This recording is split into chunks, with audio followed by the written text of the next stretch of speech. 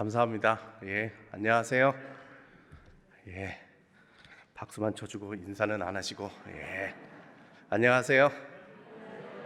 반갑습니다. 조성돈입니다.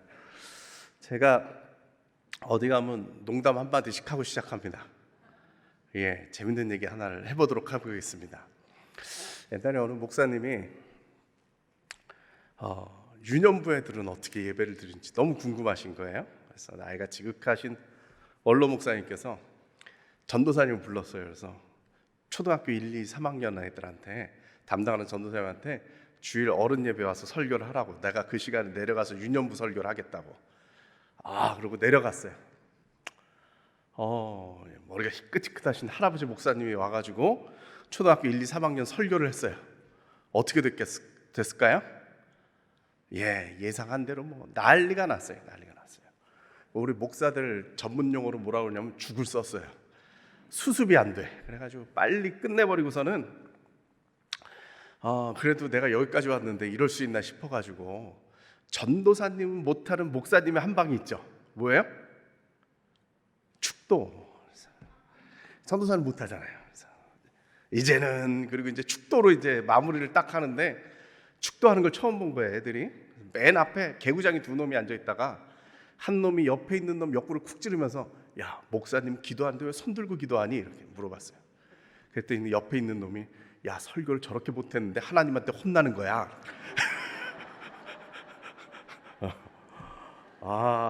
오늘 분위기 좋은데요? 그러면 하나 더 할까요? 다음에 또 부르면 미천이 딸리긴 하지만 다음에 안 부를 것 같으니까 오늘 다 풀고. 어느 할아버지가 계셨는데, 이 시골에 계신 할아버지인데 친척한테 전화가 왔어요. 그래가지고 친척이 하시는 말씀이, 우리 아들 장가 가는데 결혼식 오라고. 그래서 어디서 하냐 그랬더니 몇 월 며칠인데 어디서 하냐 그랬더니 그 서울의 그 고속터미널 뒤에 가면 메리어트 호텔이라고 있어요. 메리어트 호텔. 근데 도대체 이걸 못 알아듣겠는 거예요. 뭐가 들렸는데 말로 안 나오는 거예요. 메리어트가 안 나와가지고 끝내 어디 그러다가 알았다고, 내가 메리아스 호텔로 가겠다고 그랬어요. 그러니까 이제 입력을 메리아스로 딱 했어요. 그래서 서울역에 이제 탁 내렸어요. 기차가 내렸어요. 택시를 잡아 탔죠. 어디 가자고 해야 돼요? 메리아스 가자고 해야 되는데, 분명히 머릿속에 메리아스였는데 입으로 런닝구 호텔 갑시다 해버렸어요. 근데 자기는 몰라. 분명히 자기 머릿속에서 그랬어요. 그럴 때 있잖아요. 입하고 머리하고 따로 노는 때가 있잖아요. 그래가지고 이제 가만히 택시를 타고 가다가 세워줬는데 이게 메리어트 호텔에 내려준 거예요. 그때 이 할아버지가 생각이 났어요. 내가 런닝구라고 했구나. 그게 생각이 나가지고, 당신 대단하다고. 아니, 메리어트도 아니고 이제 메리아스 가자고 한 것도 아니고 런닝구 가자고 그런 걸 여기를 어떻게 내려줬냐고, 당신 대단하다고 그랬더니 이건 아무것도 아니라고. 저 옆에 예술의 전당 가는 손님이 있었는데 그분은 전설의 고향 갑시다 그랬는데 자기가 내려준 적이 있대요.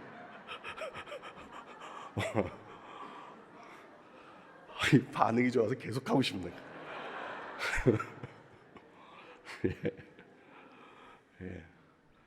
다음에 해드릴게요. 목사님 다음에 농담할 수 있게 한번 자리를. 제가 왜 이런 얘기를 하냐면, 제가 그 이상한 소리를 해도 저 소리가 런닝구라고 해도 저거 메리아스 얘기 하나보다 생각하시고 잘 이해를 하시고 아멘 하셔야 되고, 그 다음에 제가 오늘 이렇게 좀 힘든 얘기 하잖아요. 그러니까 들으시고 그냥 이렇게 좋게 잘 받아들이셔서 제가 오늘 끝나고 축도하는 일은 없도록 잘 협조해 주시기 바랍니다. 아멘을 안 하네. 잘 협조해 주시기 바랍니다. 반갑습니다. 코로나 시대가 됐어요. 참 힘들죠, 그렇죠? 저도 힘들고 많은 분들이 다들 힘드실 거예요. 이제 병도 병인데 이 병 때문에 생기는 게 이제 경제적으로도 어렵고 사회적으로도 어렵고 내 마음도 힘든데 사람들은 만날 수도 없고 많이 힘듭니다. 이런 때 정말 서로 모여서 기도하고 나누고 이게 정말 중요한 이 순간인데 교회에 모일 수가 없어요. 인류 역사상 처음이에요. 뭐가 처음이냐? 이런 그 전염병이 돌았을 때에 교회에 사람들이 못 모이게 된 게 처음이에요. 인류 역사상 무슨 병이 나거나 재난이 생기면 사람들 마음이 어때요? 교회 가야죠. 옛날에 병 고칠 방법이 뭐가 있어요? 하나님이 고쳐주시는 방법밖에 없으니까 병에 안 걸리려고 교회 와가지고 열심히 기도해야 되고, 병 걸리면 나으려고 교회 와서 기도해야 되고, 그 다음에 병에 걸렸으면은 죽을까봐 무서워서 여기 와야 되고, 죽게 생겼으면 교회 와가지고 하나님 나 죽은 다음에 천당 보내주세요 하고 교회를 왔어야 되는데 처음이에요. 의학이 발달되고 세속화가 세상이 다들 그 의학이나 과학이 발전되니까 굳이 교회를 안 와도 돼요. 그러니까 뭐라 그래요? 병이 생겼더니 교회 문 닫으래요. 내지는 교회 보고 뭐라 그래요? 전염병 옮긴다 그런다. 이 첫 세대예요. 그러니까 우리가 더 힘들어요. 이걸 협조를 해야 되잖아요. 우리가 병 옮겼는데 이게 지금처럼 이렇게 병이 이게 낫는데 이렇게 교회가 욕을 먹는다라는 건 정말 역사상 처음이에요. 인류 역사상 처음이에요. 정말 지혜롭게 해야 돼요. 우리가 정말 지혜롭게 할 때인데 개인적으로는 참 힘든 때다 이 말이죠. 이 병이 왜 생겼을까요? 인수감염이다. 이게 무슨 얘기냐? 사람이 금수 동물한테서 병이 옮았다는 거예요. 어느 동물한테 옮겼느냐? 보통 이제 학자들 얘기가 박쥐한테 옮았대요. 박쥐. 여러분 살면서 박쥐 몇 번 보셨어요? 박쥐 볼 일 없죠. 박쥐 볼 일이 왜 없냐면 박쥐는 밀림 속에 있거나 동굴 속에 있거나 사람이 살지 않는 도면에서만 살아요. 특히 이것들은 밤에만 돌아다니기 때문에 특히 사람이 만날 일이 없죠. 근데 왜 우리가 박쥐한테 병이 옮았어요? 박쥐가 사는 데까지 쳐들어간 거예요. 박쥐가 사는 밀림까지 가가지고 거기 나무 베어버리고 거기다 공장 짓고 거기다가 그 목초지 만들어가지고 소 키우고 이러면서 더 많이 벌고 더 많이 먹어보겠다고 인간들이 욕심을 내가지고 박쥐가 사는 데까지 쳐들어간 거예요. 이 이대 유명한 그 교수가 최지천 교수라 하는 얘기가 뭐냐면 자꾸 건드려서 그렇대요. 인간이 살아야 될 환경이 있고 동물들이 살아야 될 환경이 있는데 그거를 갖다가 동물들이 살아야 될 그곳까지 쳐들어가서 우리가 더 많이 먹어보겠다고 더 많이 벌어보겠다고 거길 쳐들어갔다는 거예요. 그럼 우린 괜찮아요? 아니에요. 우리도 거기서 싸게 만든 물건을 사 먹는 재미에 그 사람들 으쌰으쌰 해준 겁니다. 돈 벌어준 겁니다. 거기서 싸게 키운 소에다가 소고기 잘 먹어보겠다고 거기 지원해준 그게 우리의 죄예요. 이게 우리 죄예요. 그래서 우리들이 지금 맞는 게 이 현실이에요. 어떤 사람들은 그래요. 코로나 심판이야. 이런 얘기 처음에 많이 했었어요. 코로나가 심판이야. 하나님이 인류에 이 벌을 주시는 것이다 이런 얘기예요. 저는 그렇게 생각을 안 해요. 심판은 아니에요. 하나님이 우리를 정말 죽이려고 이렇게 하시는 게 아니라 지금 무슨 의미냐 하면 저는 하나님이 우리들한테 경고하신다 이렇게 생각합니다. 그렇게 살면 안 돼. 너희들 그렇게 욕심껏 살아가지고 너희들 과학을 가지고 있다고 너희들 힘을 가지고 있다고 동물들 환경 하나님의 창조의 질서를 그렇게 무너뜨리는 거는 잘못이야. 경고를 주신다 이 말이죠. 여러분 이 코로나를 왜 코로나냐 하면 그 왕관같이 생겼다 이런 얘기 아니에요. 그죠? 코로나라는 게 왕관이라는 뜻이죠. 왕관같이 생겼잖아요. 삐죽삐죽삐죽하게. 눈으로는 안 보이죠. 아주 큰 현미경, 과학 현미경으로 이렇게 봐야 보일 정도지만 모양새가 그렇게 생겼어요. 코로나같이 생겼다 이 말이죠. 근데 놀라운 게 뭐냐면요. 이 코로나가 처음 온 게 아니에요. 언제 왔었느냐? 사스도 공식 명칭이 사스 코로나예요. 그것도 코로나였어요. 근데 넘겼어요 우리가. 어떻게 넘겼어요? 또 왔어요. 메르스도 공식 명칭이 메르스 코로나예요. 다 같은 종류예요. 그것도 우리가 어떻게 해서 넘겼어요. 그리고 지금 이 사태를 맞은 거예요. 지금 1년 반 동안 모든 것이 스탑되고 인류가 정말 궁지에까지 정말 망할 때까지 정말 우리들은 아직 덜 실감하고 있지만 정말 그 병이 많았던 뭐 미국이나 브라질이나 저쪽 인도나 저런 데를 생각해 보면요, 인류의 끝까지 밀어붙여가지고 지금 아무것도 못하고 이렇게 만들어 놓은 이 놀라운 일이 있기까지 처음이 아니라 사스도 있었고 메르스도 있었고. 그게 무슨 얘기예요? 하나님 경고를 계속 주시고 계시는 거예요.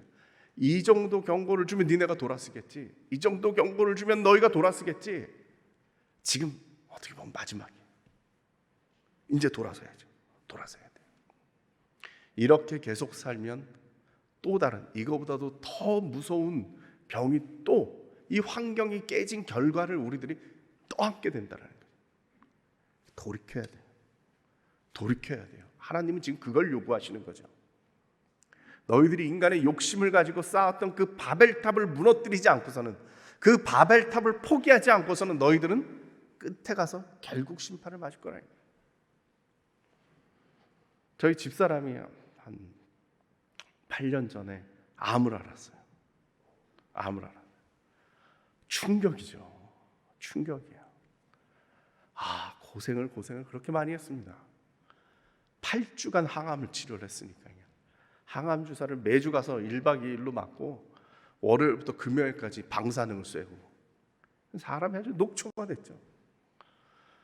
정말 죽다 살았죠. 죽다 살았어요. 돌아왔더니 어떻게 됐어요? 이전 것은 다 끊었죠. 이전에 내가 살던 그 방식대로 살면 암이 재발돼요. 암 환자들이 제일 무서워하는 게 뭐예요? 재발이에요. 그래서 1년에 한 번씩 이제 암 치료하고 나면 1년에 한 번씩 검사를 받아요. 그날이 암 환자들이 제일 무서워하는 날이죠. 5년이 지나면 이제 졸업한다고 그러잖아요. 집사람이 어느 날 저한테 와가지고 하는 얘기가, 여보, 내가 5년이 딱 되는 날이 10월이에요. 근데 5년째 검사가 11월에 있어요. 그래서 11월에 검사를 맡으면은 보험이 안 돼요. 5년까지는 보험이 잘 되는데 5년이 딱 지난 순간부터 이제 그 보험 커버가 좀 덜 돼요. 그러면 제가 검사를 맡아야 되면 한 100만 원 넘게 검사를 받아야 돼요. 네. 근데 10월 달에 받으면 10만 원만 내면 돼. 내가 어떻게 하면 되겠어요? 저한테 물어보더라고요. 제가 뭐라 그랬겠어요? 10월에 받아야지. 100만 원이 어딘데? 내가 죽을 뻔했어요. 내 마음도 모르고 암 환자가 그날이 얼마나 무서운 줄 아냐고, 한 달이 얼마나 무서운 건 줄 아냐고. 그래 100만 원 쓰고 욕 먹었어요. 근데요, 지나고 나니까요, 저희 집사람이 사는 게 변해요. 잠 늦게 자던 거 일찍 자고요.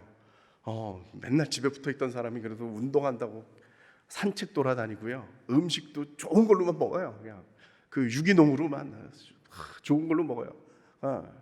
그 다음에 이제 제일 중요한 게 뭔지 아세요? 이 소리 어디 가서 하지 말라고 그러던데, 성품을 고쳐야 돼. 내가 뭘. 이 마음이, 이 조바심이 있는 사람들, 이게 뭐가 걱정, 근심이 많은 사람들이 이제 암 걸릴 확률이 높잖아요. 그러니까 스트레스니까. 전에는 제가 이게 성격이 안 좋아서 그렇다고 그랬는데 집사람한테 많이 혼나가지고 안 차지하고 있어요. 마음을 고쳐야 돼. 생각을 바꿔야 돼. 이게 상당히 중요한 부분입니다. 생각을 바꿔서 태도를 바꿔야 되는 거예요. 여러분, 지금 저희들에게 필요한 게 뭐냐? 첫 번째, 회개예요. 회개라는 건 뭐냐? 중요한 사실이 있는데, 회개와 회심이 달라요. 회개의 회자와 회심의 회자는 한자가 달라요. 회개는 뉘우친다, 후회한다 할 때 그 회자예요. 그래서 내가 뉘우쳐서 고치는 게 회개예요. 지금 말씀드린 대로 이런 식으로 살면 안 되기 때문에 고쳐야 된다 이거예요. 근데 저는 회개를 넘어서 회심해야 된다. 뭐? 생각을 바꿔야 돼요. 가치관을 바꿔야 돼요. 이전까지 내가 더 잘 먹고 더 잘 입고 더 많이 벌어서 떵떵거리면서 살아야지 하는 이 생각 자체를 바꿔야 돼요. 그래서 하나님께서 주신 대로 살겠다, 하나님께서 허락하신 대로 살겠다, 내가 이 가운데 욕심 없이 살겠다 하는 그 마음의 변화가 있어야 된다. 그래서 제가 무슨 얘기를 하느냐, 문명의 전환이다. 인류가 문명을 바꿔야 돼요. 이전에 산업화 이후에 약 300년 동안 우리가 많이 생산해서 많이 먹고 많이 쓰고 하는 이 문명을 바꿔서 이제 하나님이 주신 대로 산다, 자족하면서 산다 라는 문명의 전환. 그래서 생각을 바꿔야 된다. 그래서 회심이 필요한 때다. 저는 이렇게 생각을 합니다. 서론이고요. 본문으로 들어가겠습니다. 오늘 우리가 읽은 본문 말씀은 여러분 잘 아시는 이야기죠. 회당장 야이로의 딸이 고침받은 사건입니다. 많이 들어보신 이야기니까 제가 사건 설명은 안 하겠습니다. 제가 3가지 정도를 짚으려고 합니다. 첫 번째, 구체적으로 믿어야 합니다. 자, 같이 합니다. 구체적으로 믿어야 합니다. 23절을 보십시오. 우리가 안 읽은 본문인데 앞쪽에 회당장 야이로가 나와서 예수님을 붙잡고 하는 말이 23절입니다.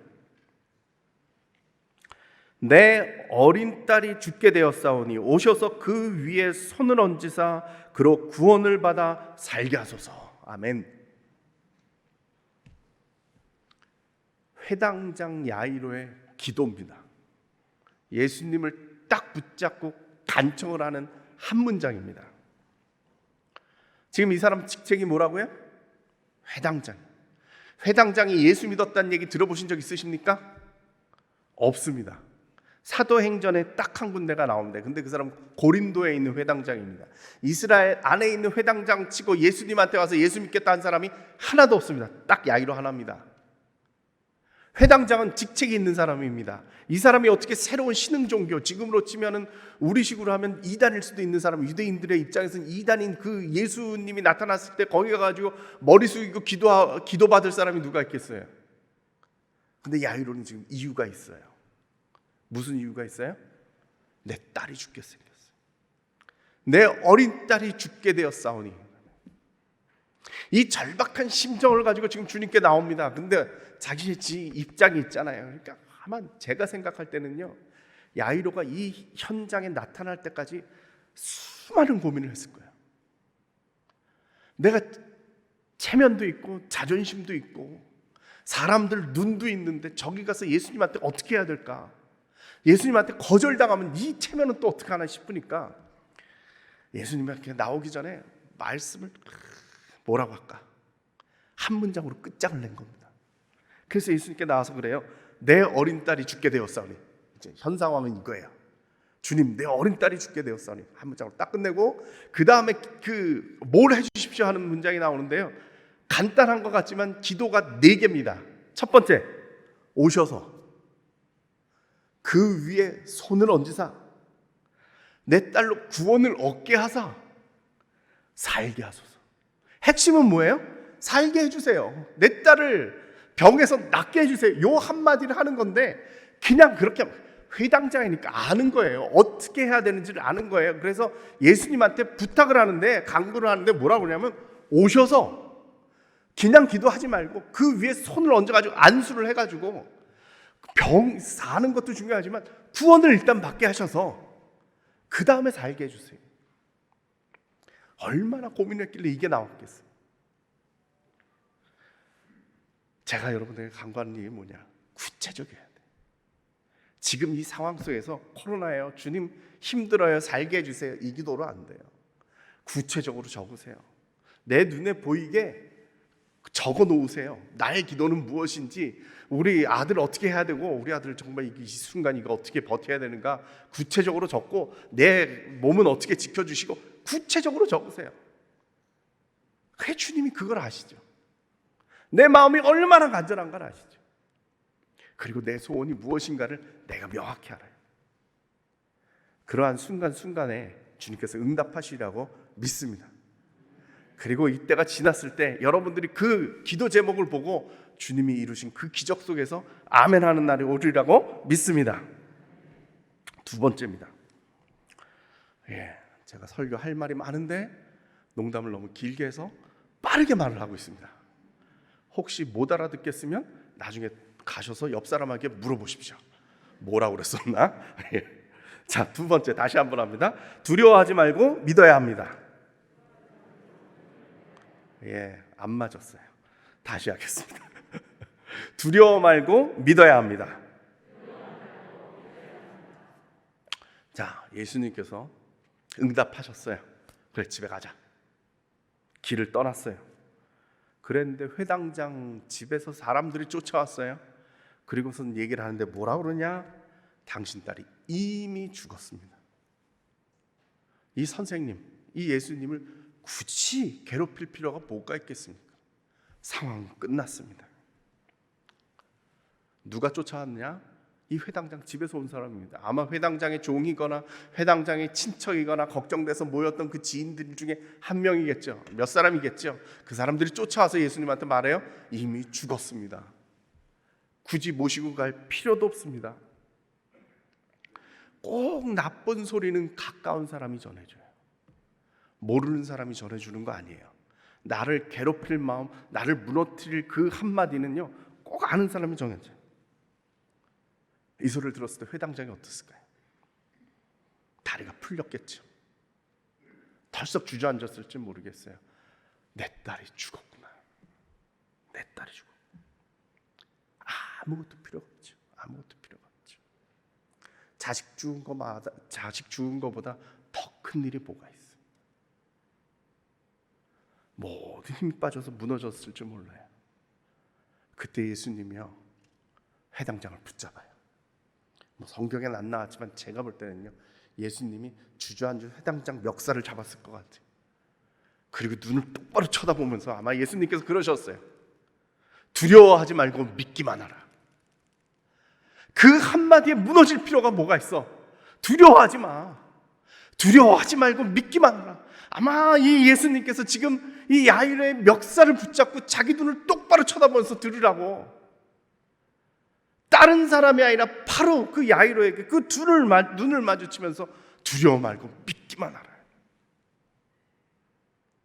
우리의 믿음은요, 잘 믿다가도요, 작은 거 하나 때문에 무너져요. 그 한마디 때문에. 나는 붙잡고 기도하고 있는데 사람들이 와서 그래요. 그게 될 리가 있냐? 너무 늦지 않았느냐고. 그 말 한마디에 내가 잘 믿고 있다가도요, 두려움에 빠지는 때가 있죠. 베드로가 물 위를 걷고 있다가, 갈릴리 호수를 걷고 있다가 잔잔한 그 파도가 물결이 있는 걸 보고 무너져 내리잖아요. 우리의 믿음도 그럴 때가 너무 많이 있죠. 우리의 믿음만 그렇습니까? 이 사회도 마찬가지죠. 이 사회에 유언비어가 돌아요. 뭐가 어떻다 그러면서요, 순간적으로 이 사회가 갖추고 있었던 시스템이요, 훌렁 무너질 때가 있어요. 우리 교인들 중에도 그런 분들이 많아요. 백신 맞으라고 그랬더니 그게 짐승의 편이 666이니 갑자기 말도 안 되는 소리를 하는데 이상하게 믿겨져. 그래가지고 무너져요. 이런 때들이 있다니까요. 옛날에 우리 코로나 처음 시작할 때 무슨 일이 벌어졌어요? 막 미국 이런 유럽에서요, 사람들이 마스크 만들어야 돼서 이제 휴지를 못 만든다고 유언비어가 돌았어요. 외국에서. 그래가지고는 여러분 외신 뉴스에서 봤죠? 미국 사람들, 호주 사람들, 이란 사람들 슈퍼마켓에서 화장실 휴지 사겠다고, 우리 집에서 똥휴지라고 그러는데 그 똥휴지 사겠다고 서로 네 거니 내 거니 막 주먹을 날면서 싸우잖아요. 그때 이 한국 살았던 외국 사람들이 자기네들 유튜브에 한국 슈퍼 보여주면서 지금 한국에서는 화장실 휴지를 세일 중이야 이런 뒤집어주고 이랬다는 거야. 진짜 그렇게 됐어요? 아니에요. 유언비어예요. 다시 시스템이 무너지는 거죠. 우리도 마찬가지. 믿음 생활을 하고 있는데 잘 이 믿음이라는 게 구조가 있잖아요. 우리가 몇십 년 쌓아놓은 이 구조가 있잖아요. 우리 믿음이라는 게 단단히 쓰는 것 같은데 어느 한순간 누가 그 옆에 와가지고 한마디 툭 던지는데 못을 하나 빼는 거죠. 그래서 무너져. 그래서 무너져. 야이로도 그렇지 않았겠어요? 큰맘 먹고 예수님께 왔는데 예수님이 그래 가자 하시니까 지금 이제 됐구나. 그리고 예수님 붙잡고 가고 있는데 이 소리 하나 때문에 무너진 거죠. 이때 예수님께서 붙잡으신 거예요. 두려워 말고 믿기만 해라. 두려워 말고 믿기만 해라. 내가 함께 가잖아. 너 혼자 가는 게 아니라 내가 지금 함께 가잖아. 여러분, 코로나가 오니까요 정말 무섭고 떨리지 않습니까? 어디 가서 병이 걸릴지 모르고, 아니 내가 어떻게 될지도 모르겠고, 내 가족이 어떻게 될지도 모르고, 세상이 이렇게 무너지는데 앞으로 어떻게 될지도 모르겠고, 여러 가지 두려움들이 우리를 감싸오고 있어요. 근데 여러분, 믿어야 돼요. 그거 하나 꼭 믿으세요. 우리 주님께서 이 시간도 우리와 함께 가십니다. 그리고 우리를 붙잡고 우리 눈을 똑바로 쳐다보면서 우리 주님께서 말씀하셔요. 두려워 말고 믿기만 하라. 두려워 말고 믿기만 하라. 우리 부활의 주님께서 이 승리의 약속을 이루어주시라고 믿습니다. 세 번째입니다. 달리다굼을 믿어야 합니다. 왜 안 해요? 달리다굼을 믿어야 합니다. 회당장 집에 딱 들어갔는데요, 그 집은 죽음이 지배하고 있었어요. 이미 딸은 그 집에서 죽었어요. 다들 죽음을 애도하고 있었어요. 어린아이가 12살 먹은 애가 죽었으니 그 집이 얼마나 비통하고 원통하고, 정말 그 슬픔은 이루 말할 수가 없죠. 특히 이스라엘 사람들은요, 여러분 뉴스 같은 거 이렇게 보시면은 그 중동 사람들 누가 죽거나 뭐 이러면은 뭐 어떻게 하냐면 여자들이 막 랄랄랄랄랄 막 이렇게 하는 거 보셨죠? 남자들은 어떻게 해요? 슬프면 막 옷을 찢어요. 이게 이스라엘 사람들이 과격한 거예요. 우리 같지가 않아요.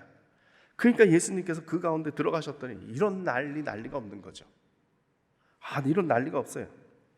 그 집에 들어가서 예수님께서 하신 말씀이에요. 뭐예요? 어찌하여 떠들며 우느냐며. 떠든다는 말이 우리가 이해가 안 가죠. 상갓집에서 떠든다는 말이 이해가 안 가는데 이 풍습이 그런 거예요. 그랬으니 거기에 들어갔을 때 예수님께서 무슨 마음이 드셨겠어요? 이 죽음의 그 충격이 확 그 집을 지배하고 있는 게 느껴지는 거죠. 가득. 그러니까 주님께서 말씀하세요. 그들에게, 야이로가 아니라 이제는 그들에게, 너희가 어찌하여 떠들며 우느냐? 이 아이가 죽은 것이 아니라 잔다. 죽음과 잔다는 완전히 다른 얘기죠. 죽음은 끝났지만 잔다라는 건 뭐예요? 자꾸 일어나는 거예요. 저들은 죽었다라고 끝났다라고 얘기를 하지만 예수님은 뭐라고 그래요? 죽은 게 아니라 잔다. 이 아이는 깨어날 것이다라는 거죠. 오늘 우리들에게도 똑같은 말씀을 하시는 겁니다. 우리들은 지금 이 상황 속을 지켜보면요, 다 죽은 것 같아요. 도대체 회생의 기미가 없어요. 이게 언제 끝날지 모르겠어요. 코로나 때문에 다들 사는 게 힘들어요. 이렇게 주님께서 얘기하시는 거예요. 죽은 게 아니라 잔다. 깨어날 때가 있다라는 거예요. 참 이게 힘듭니다. 코로나 시작할 때만 해도 우리가 이게 얼마나 갈 거라고 예상했어요? 저는 한 두세 주 온라인으로 예배드리고 다 돌아올 줄 알았어요. 다들 그렇게 생각하시지 않았어요? 좀 길어지길래 한두 달 하면 끝나는 줄 알았어요. 근데 이게 1년 넘어 이렇게 갈 줄 어떻게 알았어요? 이게 2년이 되는 걸 어떻게 알았겠어요? 그래서 끝날 것 같다가 안 끝나고, 끝날 것 같다가 안 끝나고 하니까 얼마나 답답해요. 요즘 이제 코로나 블루라고 그래요. 코로나 때문에 생긴 우울증이다. 코로나 블루다. 길게 봐야 돼요. 길게 봐야 돼요. 여러분 등산 좋아하시죠? 네. 등산을 갔어요. 힘들게 올라가는데 너무 힘들 때 어떻게 해요? 내려오는 사람을 붙잡고 뭐라고 물어봐요? 얼마 남았어요? 그 사람이 뭐라고 그래요? 다 왔어요. 그것도 뻥인 줄 알면서도 또 믿고 또 갔는데 안 끝나요? 그럼 또 붙잡고 물어봐요. 이것도 바보 같은 것 같긴 한데 또 물어봐요. 얼마 남았어요? 뭐라고 그래요? 다 왔어요. 그것도 믿고 또 올라갔다가 가봤는데 또 아니야. 처음 물어봤을 때 나한테 대답해 주시는 분이 한 30분 남았어요 이랬으면 내가 거기서 오이 까먹고 물 한 잔 마시고 이러고 올라가면 내가 갈 수 있어. 근데 금방 간다니까. 용을 써서 올라갔는데 거기서 안 끝나니까 무너져요. 더 힘들어. 내가 속도 조절해서 갔으면 갔을 텐데 두 번째 올라갔는데 또 아니래. 또 무너져요. 이게 더 힘든 거예요. 요즘 이게 스톡데일 패러독스라고, 이게 희망 고문이에요. 자꾸 사람들이 힘드니까 한 달만 버텨, 3주만 버텨, 막 이 소리 하고다 보니까 더 힘들어. 그냥 마음 편하게 지금 백신 맞고 있지만 뭐 1년 반도 버텼는데 아직 이제 백신 맞는데 뭐 6개월 걸리던 한 달, 1년이 걸리던 내가 우리까지 갈 수 있다, 이런 마음이 있어야 되는 거예요.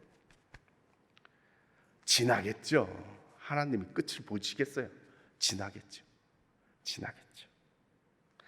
아마 이런 마음들이 우리들에게 지금 필요한 것 같아요. 저는 자살 예방하는데 지금 상당히 긴장되고 있어요. 2020년도에 코로나가 1년 동안 진행이 됐는데 그때 자살이 늘었을까요? 확 줄었어요. 신기하죠? 자살이 확 줄었어요. 경제도 어렵고 병 때문에 사람들 우울증 걸리고 뭐 여러 가지 요인들이 있어요. 근데 복지관도 안 열고 상담소도 안 열고 도와줄 방법은 없어요. 그 자살이 많이 늘어야 되는데 확 줄었어요. 왜 줄었을까요? 첫 번째는 마음이 긴장돼서 그래요. 내가 죽으려고 그랬는데 주변에서 죽을까 봐 자꾸 조심들 하니까 죽고 싶지가 않아. 심리적으로 위축이 되는 거예요. 위축이 되는 거예요. 막 같이 살자. 저 교회에서 이렇게 보면요, 저희 교회는 이제 그런 분들이 많이 오시는데 이런 분들은 교회 안 나오세요. 죽겠다고 하시던 분들이 죽을까 봐 절대 안 나와요. 더 위축이 되시는 거예요. 그래서 안 나와요. 근데 또 하나는 뭐냐? 지금 재난지원금 때문에 위기를 넘기는 거예요. 고비를 넘기고 있어요. 그래서 제가 뭐라고 그랬느냐 하면 유보된 자살이다. 작년에 자살을 해야 될 만한 사람들, 이게 참 말이 잘 이해를 해주셔야 돼요. 런닝구를 잘 이해하셔야 돼요. 작년에 죽어야 될 사람들을 우리가 잘 막아서 끝난 게 아니라 그분들이 버텨서 올해로 넘어간 거예요. 올해 어떻게 될지 모르겠어요. 올해 2배로 터질 확률이 저는 있다고 봐요. 그래서 지금 조심해야 돼요. 이걸 누가 할 거냐? 아니, 교회가 하자 이 말. 교회가 해야죠. 교회가 있는 곳에 생명 살리는 일이 있어야 하는 거예요. 이 일을 우리가 해야 된다는 거예요. 어찌됐건 이런 이야기들이 계속적으로 전해지니까요, 세상이 암울해요. 힘들어요. 세상에 지금 우리가 좋아질 거라는 소리를 들을 일이 없어요. 다들 암울하다고 힘들다고 그래요. 소녀는 죽었다라고 사람들이 이야기하고 있는 것과 똑같다 이 말이죠. 예수님께서 들어간 그 야이로의 집에 죽음이 가득히 지배하고 있는 것처럼 우리가 살고 있는 지금 이 세상도요, 죽음이 가득히 지배하고 있는 것 같아요. 그러나 예수님 앞에 이것은 죽음의 세상이 아니에요. 예수님은 말씀하시길 뭐라고 그래요?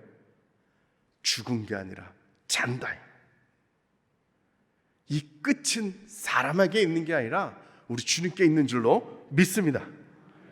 주님께서 정하신 그때가 되면 우리들이 일어날 수 있으리라고 믿습니다.